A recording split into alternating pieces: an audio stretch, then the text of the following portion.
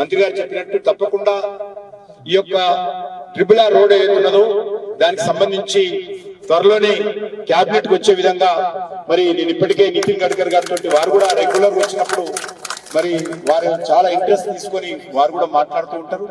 తప్పకుండా రాష్ట్ర ప్రభుత్వానికి సంబంధించినటువంటి మంత్రులతోటి ముఖ్యంగా వెంకరెడ్డి గారు కలిసి మరి కేంద్రానికి సంబంధించినటువంటి మరి ఈ రకంగా ఈ యొక్క రోడ్డు కార్యక్రమం అవుతున్నదో, రోడ్ల కార్యక్రమం అవుతున్నదో, జాతీయ రహదారుల కార్యక్రమం అవుతున్నదో అది పూర్తి చేస్తాం. ఈ మధ్యలో నేను రివ్యూ చేశాను.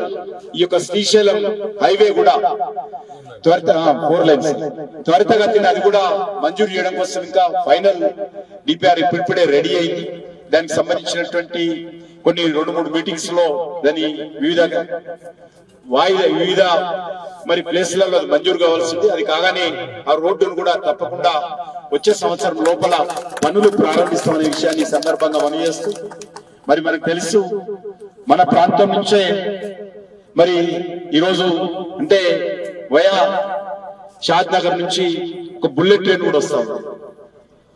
హైదరాబాద్ నుంచి పూనా వరకు, హైదరాబాద్ నుంచి బెంగళూరు వరకు, హైదరాబాద్ నుంచి చెన్నై మద్రాసు వరకు దేశంలో 7 ట్రైన్లు బుల్లెట్ ట్రైన్లు వస్తే మన హైదరాబాద్ కు తెలంగాణకు 3 రోడ్లు 3 bullet trains high speed elevated corridors ఒక 5 లక్షల కోట్ల రూపాయలతోటి ఆ ఎలివేటెడ్ కారిడారు మన హైదరాబాద్ కేంద్రంగా 3 ట్రైన్లు రావడం అనేటువంటిది మన తెలంగాణకు రానున్న రోజుల్లో అభివృద్ధికి సంబంధించి ఒక గేమ్ చేంజర్ గా ఈ రీజనల్ రింగ్ రోడ్ గాని ఈ బుల్లెట్ ట్రైన్స్ గాని గేమ్ చేంజర్ గా మారుతుంది. ఎందుకంటే మన హైదరాబాద్ దేశంలోనే అత్యంత వేగవంతంగా అభివృద్ధి చెందుతున్నటువంటి నగరం. దీన్ని అందరం కూడా రాజకీయాలకు అతీతంగా కలిసికట్టుగా హైదరాబాద్ నగరాన్ని మనందరం అభివృద్ధి చేసుకోవాల్సిన అవసరం ఉంది.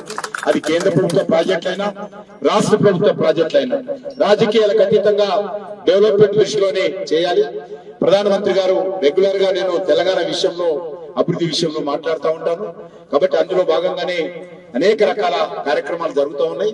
ఈ యొక్క మరి 3 బుల్లెట్ ట్రైన్స్ మన హైదరాబాద్ తెలంగాణకు రావడము తెలంగాణకు చాలా అభివృద్ధి కార్యక్రమాల్లో కీలక పాత్ర ఈ రోడ్డు రైల్వేకి సంబంధించినటువంటి యాక్టివిటీ పోషిస్తుందనే విషయాన్ని మీ అందరికీ మనవేస్తూ, మరి నేను పిలవగానే మరి మంత్రి గారు మా ఊరికి రావడానికి మన లేమూరుకి రావడానికి అంగీకరించి సమయం ఇచ్చినందుకు వారితో పాటు మిగతా మన ఇబ్రాహీంపట్నం శాసనసభ్యులు మల్రెడ్డి రంగన్న గారు, అదేవిధంగా మన గౌరవ పార్లమెంట్ సభ్యులు, ఎందుకంటే వారి కాన్స్టిట్యూన్సీ కాబట్టి వారికి చెప్పడానికి అవసరం లేదు, వాళ్ళ సొంత గ్రామం సొంత పార్లమెంట్ నియోజకవర్గం, మరి మన కొండ విశ్వేశ్వరరెడ్డి గారు, మిగతా పెద్దలందరూ కూడా ఈ రోజు మన ప్రాంతానికి రావడం, మన ఈ చిన్న కార్యక్రమం అయినప్పుడు కూడా ముందు మీటింగ్ అనుకోలేదు, అయినప్పటికీ కూడా మనందరం ఒక కుటుంబ సభ్యుల్లాగా మన ప్రాంత అభివృద్ధి కోసం రాజకీయాలకు అతీతంగా మనందరం కలిసిమెలిసి మన యొక్క మండలాన్ని మన యొక్క గ్రామాలను మనం అభివృద్ధి చేసుకోవాలి. ఆ దిశలోనే మనం అందరం పనిచేయాలని చెప్పి అది మన బాధ్యత అని చెప్పి ఈ సందర్భంగా మనయేస్తూ మీ అందరికీ మరొకసారి